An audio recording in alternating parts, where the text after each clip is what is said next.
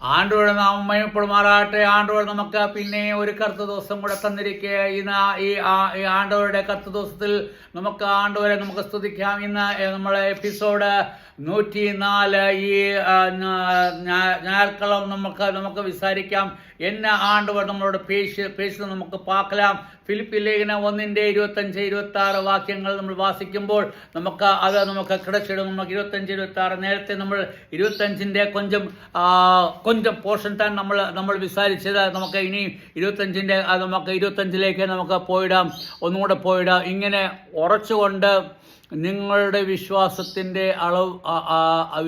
അഭിവൃദ്ധിക്കും സന്തോഷത്തിനുമായി തന്നെ ഞാൻ ജീവനോട് ഇരിക്കുമെന്ന് നിങ്ങളെല്ലാവരോടും ഇരിക്കുമെന്നും അറിയുന്നു.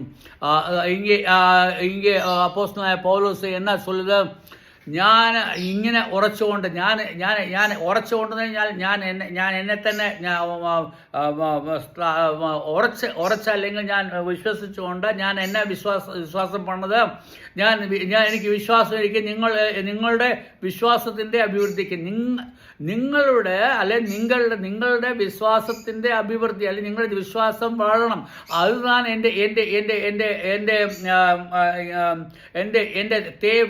എൻ്റെ വിശ്വാസത്തിൻ്റെ അഭിവൃദ്ധിക്ക് വേണ്ടി അത് നിങ്ങൾക്ക് വിശ്വാസം വളരുന്നതിന് വേണ്ടി ഞാൻ ഈ ലോകത്തിൽ ജീവിക്കുന്നത് എനിക്ക് ரொம்ப ഇഷ്ടം. അത് മാത്രമല്ല, രണ്ട് കാര്യം ഇങ്ങനെ சொல்லுது. രണ്ട് കാര്യം എന്താ?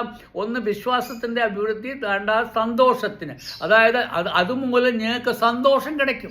അന്നേരം നിങ്ങൾക്ക് സന്തോഷം കിടക്കണമെന്നുണ്ടെങ്കിൽ ഞാൻ ഈ ലോകത്തിൽ ജീവിച്ചാൽ നിങ്ങൾക്ക് സന്തോഷം കിടക്കും. അതിനുവേണ്ടി ഞാൻ ഈ ലോകത്തിൽ ജീവിക്കാൻ തയ്യാറാണ്. എനിക്ക് ശരിയാണ്, എനിക്ക് കഷ്ടമിരിക്കുക, എനിക്ക് ഞെരുക്കമിരിക്കുക, എനിക്ക് ബന്ധപ്പാടിരിക്കുക, എനിക്ക് ரொம்ப പ്രോബ്ലം ഇരിക്കുക, ഞാൻ ജയിലിലാണ്, ഇതെല്ലാം എല്ലാം ശരിതാണ്. എന്നാൽ എനിക്ക് ഞാൻ ഈ ലോകത്തിൽ ഇരിക്കുന്നതാണ് എനിക്ക് ரொம்ப ഇഷ്ടം. എന്നെ ரொம்ப ഇഷ്ടം എന്തുകൊണ്ടെന്ന് ചൊല്ലിയാൽ നിങ്ങളുടെ ആത്മാവിൻ്റെ അഭിവൃദ്ധി ഉണ്ടായിടും. അതായത് നിങ്ങൾക്ക് ആത്മാവിൽ ശക്തിപ്പെടും, നിങ്ങൾ ആത്മാവിൽ ധൈര്യം പൂണ്ട് നിങ്ങൾ ആണ്ടവർക്ക് വേണ്ടി വേല പണിടും. അതുമൂലം നിങ്ങൾക്ക് സന്തോഷം കിടക്കും.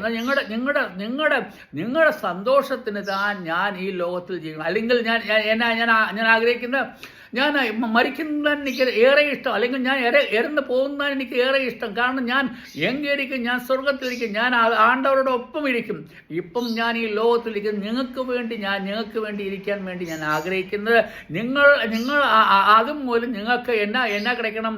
നിങ്ങൾക്ക് ദൈവത്തിൻ്റെ ആത്മാവിൻ്റെ അഭിവൃദ്ധി ഉണ്ടാകണം. അതുമാത്രമല്ല, നിങ്ങൾക്ക് സന്തോഷം കിടക്കണം.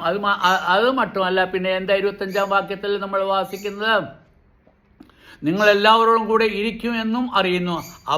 അപ്പോഴാണെങ്കിൽ ഞാൻ നിങ്ങൾ എല്ലാവരോടും കൂടെ ഇരിക്കും. നിങ്ങളുടെ കൂടെ ഇരുന്ന് നിങ്ങൾക്ക് വചനം പറഞ്ഞു തരാനും നിങ്ങൾക്ക് ദൈവത്തിൻ്റെ ആത്മാവിൻ്റെ ശക്തിയെപ്പറ്റി ചൊല്ലുവാനും ദൈവം എനിക്ക് ഇടം നൽകിടും. അത് ഞാൻ നിങ്ങളുടെ ഇരിക്കുമെന്നുള്ള ആഗ്രഹം താൻ എനിക്ക് ரொம்ப പിടിക്കുക എന്ന് അവൻ ചൊല്ലുന്നത്. അപ്പം 26-ാം വാക്യത്തിലേക്ക് നമുക്ക് പോകണം. അങ്ങനെ ഞാൻ നിങ്ങളുടെ അടുക്കൽ മടങ്ങി വരുന്നതിനാൽ അതുകൊണ്ട് ഞാൻ നിങ്ങളുടെ അടുക്കൽ മടങ്ങി വരുവാൻ തക്കോണം ഇച്ഛിക്കുന്നു. അല്ലെങ്കിൽ വരുന്നതിനാൽ, അല്ലെങ്കിൽ ഞാൻ വരുമ്പോൾ എന്നാ സാധിക്കും എന്നാ ചൊല്ലുന്നത്, ഞാൻ നിങ്ങളുടെ അടുക്കൽ വരുന്നതിനാൽ എന്നെക്കുറിച്ച് നിങ്ങൾക്കുള്ള പ്രശംസ ക്രിസ്തു യേശുവിൽ വർദ്ധിപ്പാൻ ഇടയാവും. അന്ന് ഞാൻ വരുമ്പോൾ എന്നാ പറ്റും? എന്നെ പറ്റിയുള്ള പ്രശംസ, അല്ലെങ്കിൽ അതായത് ഞാൻ ചെയ്ത വേലകൾ മൂലം നിങ്ങൾ പ്രശംസിക്കപ്പെടും. പ്രശംസിക്കപ്പെടുമെന്ന് മാത്രമല്ല, ക്രിസ്തു യേശുവിൽ വർദ്ധിപ്പാൻ അതുമൂലം ആ പ്രശംസ എന്നാ പറ്റും? അവൻ്റെ പ്രശംസയല്ല. അവൻ അപ്പോസ്തലനായ പൗലോസ് അവൻ്റെ പ്രശംസയെപ്പറ്റി അല്ല ഇങ്ങനെ சொல்லுது. ആരുടെ പ്രശംസയെപ്പറ്റി சொல்லுது? ക്രിസ്തുയേശുവിൻ്റെ പ്രശംസയെപ്പറ്റി சொல்லுது. നമ്മൾ അതാണ് பார்க்கணும். இங்கே அப்போஸ்தலனாയ പൗലോസ് ரொம்ப മുഖ്യமான விஷயமாയിട്ട് சொல்லுது, ക്രിസ്തുയേശുവിൻ്റെ പ്രശംസ നിങ്ങളിൽ വർദ്ധിച്ചു വരണം. അതാണ് എൻ്റെ വർദ്ധിച്ചു വരും എന്താണ് ഇங்கே சொல்லியிருக்கிறது. இங்கே 26-ാം വാക്യത്തിൽ പ്രശംസ ക്രിസ്തുയേശുവിൽ വർദ്ധിപ്പാൻ. അതുമൂലം ക്രിസ്തു ക്രിസ്തുയേശുവിൽ നിങ്ങൾക്ക് പ്രശംസ വർദ്ധിപ്പാനിടയാകും. നമുക്ക് നോക്കിക്ക് നമ്മൾ பார்க்கலாம் எப்படி അപ്പോസ്തലനായ പൗലോസിൻ്റെ മനസ്സിലെ ഇഷ്ടം എപ്പടി ഇരിക്കുക എന്ന് നമുക്കൊന്ന് വിസാരിച്ച് നോക്കിക്കുക. നമ്മൾ അതായത് അവൻ്റെ എല്ലാ ചിത്തവും എന്നതാണ് ക്രിസ്തുയേശു താൻ. കാരണം അവൻ താൻ ക്രിസ്തുയേശു താൻ അവനെ എന്നെ ചെയ്തിരിക്കുകയും അവനെ മകനാക്കി തീർത്താച്ചേ. ക്രിസ്തുയേശു താൻ അവനെ രക്ഷിച്ചാച്ചേ. അവന് തപ്പായ രീതിയിൽ പോകുമ്പോൾ ക്രിസ്തുയേശു താൻ അവനെ ദമസ്കോസിൻ്റെ പടിവാതിൽക്കൽ അവനെ കൂപ്പിട്ട് നിനക്ക് അവനോട് ചൊല്ലി ഞാൻ താൻ ആണ്ടവർ എന്ന് ചൊല്ലി അവന് ദർശനം കൊടുത്തത് ആരുതാൻ? ക്രിസ്തുയേശു താൻ. അവൻ ആണ്ടവരായ ക്രിസ്തുയേശുവിനെ വിശ്വസിച്ചപ്പോൾ അവൻ ഫരീസിയാന്നുള്ള കാര്യമേ അവന് വലിയ കാര്യമായി തോന്നിയില്ല. നേരത്തെ ഫരീസി എന്ന് ചൊല്ലിയാൽ അവന് രമ്പ പൊടിക്കത്. കാരണം ഫരീസി എന്ന് പറഞ്ഞാൽ എല്ലാവരും അവർക്ക് ബഹുമാനം കൊടുക്കും. അല്ലെങ്കിൽ ഇപ്പടി ചൊല്ലാമേ അവൻ താൻ എല്ലാവരോടും ചൊല്ലുത് ഞാൻ എനിക്ക് വചനത്തിൻ്റെ ജ്ഞാനം ഇരിക്കുക. അത് അവന് അഭിമാനത്തോട് ചൊല്ലുത്. ഇപ്പം അവൻ്റെ അഭിമാനം എങ്കിൽ ക്രിസ്തുയേശു താൻ അഭിമാനം. നമ്മൾ பார்க்கணும். ക്രിസ്തുയേശു താൻ അവൻ്റെ അഭിമാനം. അവൻ്റെ ക്രിസ്തുയേശുവിൽ നിങ്ങൾക്ക് ആത്മീയ അഭിവൃദ്ധി വരണം എന്ന് അവൻ രംഭിച്ച് അങ്ങനെ വരും എന്നവൻ ചൊല്ലിവിടും. അതായത് അവന് അഭിവൃദ്ധി വരുമല്ല, ക്രിസ്തുയേശുവിന് അഭിവൃദ്ധി വരും എന്ന് താൻ നമ്മൾ 26-ാം വാക്യത്തിൽ നമ്മൾ വാസിച്ചാച്ച്. ഇടയാകും. ഞാൻ നിങ്ങളെ 27-ാം വാക്യം, ഞാൻ നിങ്ങളെ വന്ന് കണ്ടിട്ടോ ദൂരത്തിരുന്ന നിങ്ങളുടെ അവസ്ഥ കേട്ടിട്ടോ നിങ്ങൾ ആത്മാവിൽ നിന്ന് എതിരാളികളിൽ ഒന്നിലും കുലുങ്ങിപ്പോകാതെ മനസ്സോടെ സുവിശേഷത്തിൻ്റെ വിശ്വാസത്തിനാൽ പോരാട്ടം കഴിക്കുന്നു എന്ന് ഗ്രഹിക്കേണ്ടതിനും ക്രിസ്തുവിൻ്റെ സുവിശേഷത്തിന് യോഗ്യമാവണ്ണം മാത്രം നടപ്പീൻ. ഇங்கே அப்போஸ்தலனாയ പൗലോസ് പല കാര്യങ്ങൾ ഇங்கே சொல்லுது. പല കാര്യങ്ങൾ എന്നാ சொல்லுது? ഞാൻ നിങ്ങളെ വന്ന് കണ്ടിട്ട്, ഞാൻ നിങ്ങളെ വന്ന് കാണുമ്പോൾ, അന്നേരം ഇപ്പം അത് നമ്മൾ കണ്ടിട്ടെന്ന് ചൊല്ലുമ്പോൾ അവൻ വരാൻ വേണ്ടി അവൻ ഓൾറെഡി ഉറച്ചാച്ചേ. അവൻ ചൊല്ലുത് ഞാൻ നിങ്ങളെ വന്ന് കണ്ടിട്ട്. അന്നേരം അവൻ നേരത്തെ ചൊല്ലി അവൻ മരിക്കുന്നതാണ് അവന് ഏറെ ഇഷ്ടമെന്ന് ചൊല്ലിയിട്ട് ഇപ്പോൾ അവൻ ചൊല്ലി ഞാൻ നിങ്ങളെ വന്ന് കണ്ടിട്ട്, അതായത് ഞാൻ നിങ്ങളെ വന്ന് കാണണമെന്നുള്ള എൻ്റെ ഇഷ്ടം ரொம்ப ജാസ്തിയായിരിക്കട്ടെ. അതായത് അവൻ വന്ന് കാണും താൻ എന്ന് വിചാരിച്ച് അവൻ ചൊല്ലുകയാണ് ഞാൻ എന്നാ ചൊല്ലുന്നത്?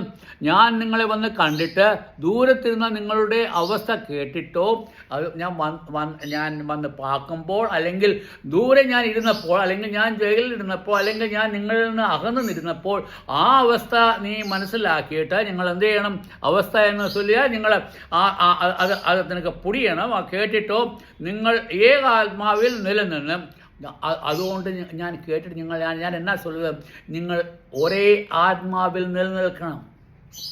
അത് ഒറ്റ ആത്മാവിൽ നിലനിൽക്കുന്നതിനെ പറ്റി ഇങ്ങനെ അവൻ്റെ ചിത്തം നമ്മൾ പാർത്ത് നോക്കി. അവൻ എന്നെ ആഗ്രഹിക്കുന്ന ഞാൻ നിങ്ങളെപ്പറ്റി ഞാൻ ദൂരെ ഇരുന്ന് ഞാൻ കേട്ടാച്ചാൽ, ഞാൻ നിങ്ങളുടെ അടുത്ത് വരുവാൻ ഇച്ഛിച്ചാച്ച്, എന്നാൽ അതിലൊക്കെ നിങ്ങൾ എന്നാ പറയണം? നിങ്ങൾ ആത്മാവിൽ നിങ്ങൾ ഇങ്ങനെ ചൊല്ലുക. ഇങ്ങനെ ഞാൻ നിങ്ങൾ 27-ാം വാക്യം, നിങ്ങൾ ആത്മാവിൽ നിലനിന്ന് എതിരാളികൾ ഒന്നിലും കുലുങ്ങിപ്പോകാതെ. നിങ്ങൾക്ക് എനിക്ക് തിരിയും, നിങ്ങൾക്ക് രമ്പ ശത്രുക്കൾ ഇരിക്കെ, നിങ്ങൾക്ക് എതിരാളികൾ രമ്പ ജാസ്തി ഇരിക്കെ. അതായത് ശത്രുക്കൾ നിങ്ങൾക്ക് നിങ്ങളുടെ സുവിശേഷം അറിയിക്കുന്നത് മൂലം നിങ്ങൾ ശത്രുക്കൾ പെരുകിയിരിക്കുക. നിങ്ങളെ മുടിക്കാൻ വേണ്ടി അവർ പാക്കുക. അവരെ മുടിക്കുന്ന വേണ്ടി പാക്കുമ്പോൾ, അതായത് എതിരാളികൾ നിങ്ങൾക്ക് എതിർത്ത് നിൽക്കുമ്പോൾ എന്നാ ചൊല്ലുക? എതിരാളികൾ നിങ്ങൾ കുലുങ്ങിപ്പോകാതെ മനസ്സോടെ സുവിശേഷത്തിൻ്റെ അന്നേരം നിങ്ങൾ അവർ നിങ്ങൾക്ക് എതിർക്കുമ്പോൾ നിങ്ങൾ കുലുങ്ങിപ്പോകാതെ. നിങ്ങൾ കുലുങ്ങിപ്പോകേണ്ട കാര്യമേ ഇല്ല. കാരണം എനിക്കും എതിരാളികൾ ഇരിക്കും. നിങ്ങൾ എന്നെ പാക്കുമ്പോൾ എനിക്ക് എതിരാളികൾ രമ്പ ജാസ്തി ഇരിക്കുക. അതുകൊണ്ട് താൻ ഞാനിപ്പോൾ ജയിലിലിരിക്കും. അതുതാണ് നമ്മൾ എല്ലാമേ നമ്മൾ വാസിച്ചത്. എനിക്ക് എതിരാളികൾ രമ്പ ഇരിക്കും. ഞാൻ ആണ്ടവരിൽ സന്തോഷം കാണുന്നു. അതായത് എനിക്ക് എൻ്റെ സന്തോഷം എന്ന് ചൊല്ലിയാൽ ആണ്ടവരായ യേശു ക്രിസ്തു, I rejoice in the Lord, ഞാൻ അവനിൽ സന്തോഷം കാണുന്നു എന്നാണ് അവൻ ചൊല്ലുന്നത്. അന്നേരം എനിക്ക് ആ സന്തോഷം കാണുന്നു. അതുകൊണ്ട് സുവിശേഷത്തിൻ്റെ ഏക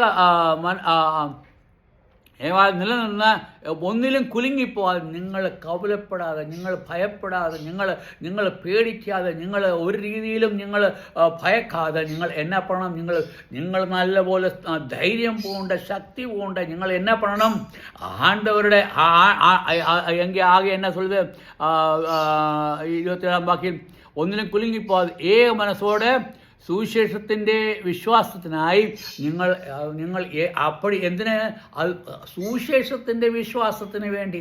അതായത് നിങ്ങളുടെ എല്ലാ നോട്ടവും എന്നായിരിക്കണം, സുവിശേഷത്തിൻ്റെ വിശ്വാസം.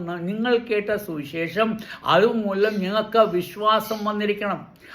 എപ്പടി വിശ്വാസം വന്നിരിക്കും, അതായത് എന്ന വിശ്വാസം, അതായത് നിങ്ങളെ എന്നാ ചെയ്താലും നിങ്ങൾക്ക് എന്നാ ഫലം கிடைക്കുക, സ്വർഗത്തിൽ നിങ്ങൾക്ക് പ്രതിഫലം ഇരിക്കുക. നിങ്ങളെ ആരെതിർത്താലും നിങ്ങളുടെ ശരീരത്തെ അവർ എന്ത് ചെയ്താലും നിങ്ങൾക്ക് ഒന്നുമേ കവലപ്പെടാണ്. നിങ്ങൾ എங்கே പോവുക, നിങ്ങളുടെ ജീവിതം എന്ന് ചൊല്ലിയാൽ ഇത് ചിന്ന നേരത്തേക്ക് മട്ടും താൻ, അതായത് ഒരു വെള്ളത്തിൽ വരുന്ന കുമ്പള പോലെ താൻ, ഒരു ചിന്ന സമയത്തേക്ക് മട്ടും താൻ. അതുകൊണ്ട് നിങ്ങൾ അതിനെപ്പറ്റി ഫലപ്പെടണം. നിങ്ങൾക്ക് ഏറെ ഫലം എങ്കിൽ കിടക്കേ, സ്വർഗത്തിൽ കിടക്കുന്നത് നമ്മൾ பார்க்கணும். പൗലോസ് അവരെ വിശ്വാസത്തിൽ കേസ് എപ്പടി അവരെ ധൈര്യപ്പെടുത്തുക നമുക്ക് അങ്ങ് பார்ക്കാൻ പറ്റും. ഇങ്ങനെ சொல்லுது, നിങ്ങൾ വിശ്വാസത്തിൽ നിങ്ങൾ ഇപ്പോൾ ഏക മനസ്സോടെ സുവിശേഷത്തിൻ്റെ വിശ്വാസത്തിനായി പോരാട്ടം കഴിക്കുന്നു എന്ന് ഗ്രഹിക്കേണ്ടതിനും, അത് മാത്രമല്ല നിങ്ങൾ അതിനു വേണ്ടി നിങ്ങൾ ഷണ്ടയിടുക, അല്ലെങ്കിൽ നിങ്ങൾക്ക് അതിനോട് യുദ്ധം പണിയിടുക. അതായത് സുവിശേഷത്തിന് എതിരായിട്ട് ആൾക്കാർ നിങ്ങളോട് പെരുമാറുമ്പോൾ നിങ്ങൾ അതിനെപ്പറ്റി ഭയപ്പെടാതെ നിങ്ങൾ എന്നെ പറ്റുക, ആണ്ടവരുടെ സുവിശേഷത്തിന് വേണ്ടി നിങ്ങൾ യുദ്ധം പണിയിടുക. നമ്മൾ വാസിക്കുന്നില്ലേ, നമ്മൾ യുദ്ധം ചെയ്യുമ്പോൾ നമ്മുടെ കൂടെ നമ്മുടെ കപ്താൻ ആര് താൻ, ആണ്ടവരായ യേശു താൻ. യുദ്ധം ചെയ്യും വാരിയർ എന്ന നമ്മൾ പാട്ട് നമ്മൾ യുദ്ധം ചെയ്യുമ്പോൾ നമ്മുടെ കപ്താൻ ആര് താൻ, ആണ്ടവരായ യേശു ക്രിസ്തു താൻ. അതുകൊണ്ട് നിങ്ങൾ എന്നെ പറയണം, ആ കപ്താൻ നല്ലതായിരിക്കുമ്പോൾ നമുക്ക് ഉറച്ചു നിന്ന് യുദ്ധം ചെയ്യാൻ പറ്റും. നമ്മുടെ കപ്താൻ ശരിയല്ലെന്നുണ്ടെങ്കിൽ നമ്മൾ എന്നെ പറ്റും, നമ്മൾ ഭയന്നിടും. അന്നേരം ഇങ്ങനെ ചൊല്ലു, നമ്മൾ ആർക്ക് വേണ്ടി നമ്മൾ 77 വാക്യത്തിൽ കുലുങ്ങിപ്പോവാതെ, അതുകൊണ്ട് നിങ്ങൾ കവലപ്പെടാതെ, നിങ്ങൾ ഭയപ്പെടാതെ വിശ്വാസത്തിനായി പോരാട്ടം കഴിക്കുന്നു എന്ന് ഗ്രഹിക്കേണ്ടതിനും ക്രിസ്തുവിൻ്റെ സുവിശേഷത്തിന് യോഗ്യമാം വണ്ണം മാത്രം നടപ്പിൻ. അതുകൊണ്ട് ക്രിസ്തുവിൻ്റെ സുവിശേഷത്തിന് യോഗ്യമാം വണ്ണം നടക്കണം. അതിന് നമ്മുടെ ചിത്തം എന്താണ്, ക്രിസ്തുവിൻ്റെ സുവിശേഷത്തിന് യോഗ്യമായ വണ്ണം. നമ്മൾ ഏത് കാര്യം വന്നാലും ക്രിസ്തുവിൻ്റെ സുവിശേഷത്തെ തള്ളി പറയാതെ, അല്ലെങ്കിൽ ക്രിസ്തുവിൻ്റെ സുവിശേഷത്തിൽ നമ്മൾ നമ്പാതെ, നമ്മൾ കവലപ്പെടാതെ, നമ്മൾ എന്നാ പറയണം, ആണ്ടവരായ യേശു ക്രിസ്തുവിൽ നമ്മൾ വിശ്വാസം പണിയാൽ നമുക്ക് എല്ലാമേ கிடைக்கும். എൻ്റെ സമയം ഇങ്ങനെ മുടിഞ്ഞാച്ചേ, ആണ്ടവർ നിങ്ങൾ മഹിമപ്പെടുമാറാകട്ടെ. ആണ്ടവരുടെ നാമം എപ്പോഴും നിങ്ങളെ അനുഗ്രഹിക്കുമാറാകട്ടെ. ആമേൻ.